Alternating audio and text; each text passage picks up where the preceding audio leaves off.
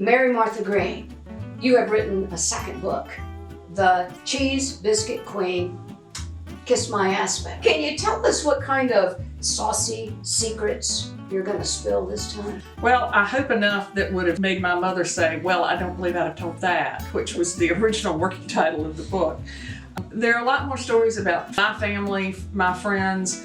I've spent my whole career at the South Carolina General Assembly, so there's some legislative stories in there and just some great new recipes, and some of the stories are a little spicier this time. One night we were celebrating my Aunt Mary's birthday, and I rarely ever saw my mother have more than one drink, but my brother came back through to fix he and his partner a drink. Then Mother said, just a little half a drink, just another little half a drink. And I noticed when George came back through and handed her the drink, the glass was filled all the way to the top, but I thought he had just put a lot of ginger ale in there so she could sip it longer. In my family, it's a hard and fast rule, you have to pour from a jigger. You know, a jigger has a 1 ounce and a 2 ounce on it, and my mother always drank little 1 ounce drinks.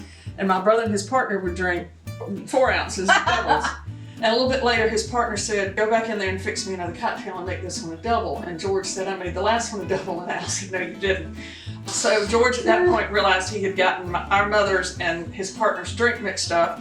And my mother now thinks she's had 1 more ounce of alcohol, and she's in fact had 4 more ounces.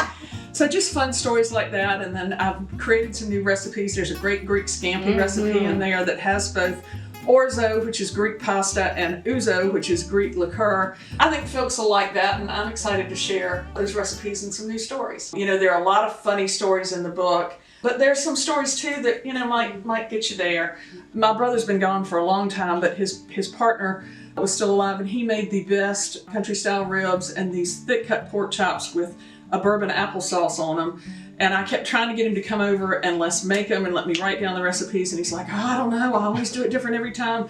To the point I was threatening to make up what I thought the recipe was and put it in there if he didn't come. So last summer he came over and we had a fun, wonderful night of cooking and getting those recipes written down.